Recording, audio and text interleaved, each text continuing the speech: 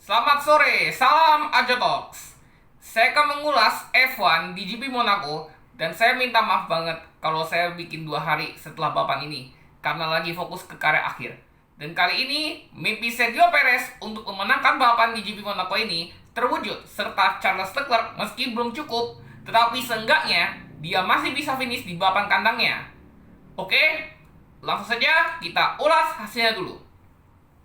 Sergio Perez memenangkan balapan ini di depan Carlos Sainz dan Max Verstappen, membuat Red Bull double podium pada balapan ini. Charles Leclerc walau belum menang, seenggaknya dia telah mematahkan kutukan tuan rumah pada balapan ini dengan finish keempat.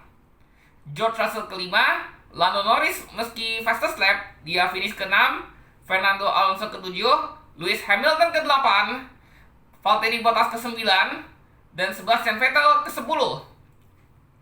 Di luar 10 besar ada duo Prancis yakni Pierre Gasly dan Esteban Ocon yang seharusnya finish ke-9, tetapi dia mendapat penalti 5 detik karena membuat Lewis Hamilton tabrakan.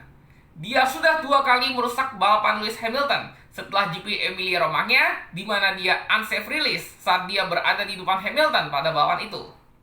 Dilanjutkan Daniel Ricciardo, duo Kanada yakni Lance Stroll dan Nicolas Latifi.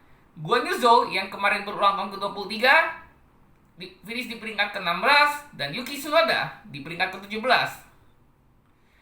Yang DNF di balapan ini ada Alexander Albon karena mechanical problem dan dua Haas yakni Mick Schumacher seperti yang saya bilang kemarin pas red flag, dan Kevin Magnussen karena masalah tekanan air dalam mobilnya. Sekarang kita menuju jana balap. Balapan sempat ditunda selama 65 menit karena hujan lebat mengguyur sirkuit. Start dilakukan dengan cara rolling start. Saat masih safety car, duo Kanada yakni Lance Stroll dan Nicolas Latifi menabrak dinding sehingga mereka berdua masuk pit untuk memperbaiki bagian depannya. Di lap ketiga, bendera hijau telah dikibarkan dan rolling start. Charles Leclerc memimpin balapan ini di depan Carlos Sainz, Sergio Perez, Max Verstappen, dan Lando Norris. Di saat trek masih belum sepenuhnya kering, Pierre Gasly masuk pit untuk ban intermediate, namun dia agak kesusahan sehingga dia harus berjuang. Tak hanya Gasly, pembalap yang di belakangnya juga ikut mengganti ban, termasuk Vettel dan Tsunoda. Dengan keuntungan ban intermediate, Pierre Gasly berhasil menyalip Daniel Ricciardo pada lap ke-14. Di lap ke-17, Sergio Perez menjadi pembalap papan atas pertama yang masuk pit. Dia ganti ban ke intermediate, sehingga Verstappen, rekan setimnya, sementara berada di peringkat ketiga, di belakang Carlos Sainz dengan jarak hampir 4 detik. Dan 2 lap kemudian, Charles Leclerc masuk pit untuk mengganti ban yang sama seperti Sergio Perez. Tetapi, di lap ke-20, giliran Carlos Sainz masuk pit, Charles Leclerc malah masuk pit secara tiba-tiba. Dia malah masuk pit.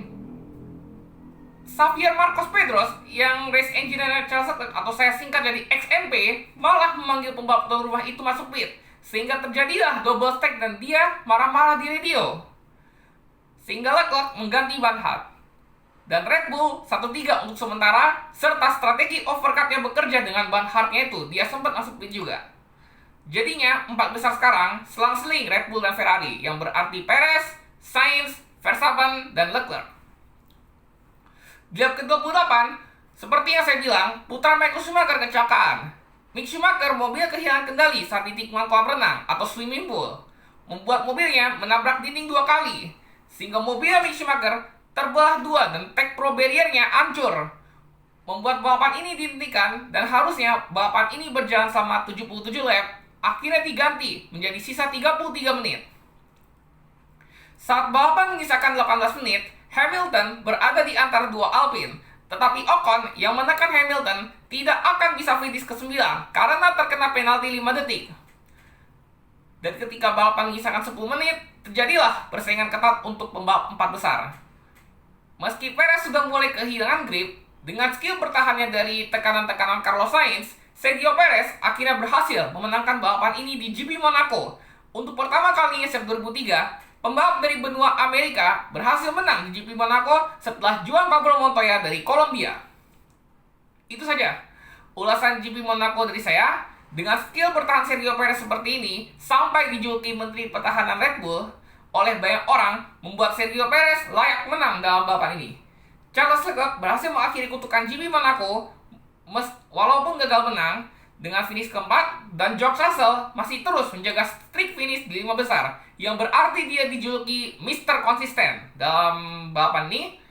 Sedangkan Mick Schumacher, saya turut bersedih melihat tabrakan ini, dan putra Michael Schumacher ini rela membuat Haas buang-buang duit. Dan tabrakan Mick Schumacher ini tidak hanya Juan Pablo Montoya, tetapi Heikki Kovalainen juga. Ternyata Heikki Kovalainen ini mirip seperti tabrakan Mick Schumacher. Jadi yang ketika mobilnya spin, lalu dia menabrak dinding, dan dia menabrak dinding dari belakang. Tapi Mick Schumacher lebih besar daripada Heikki Kovalainen saat itu.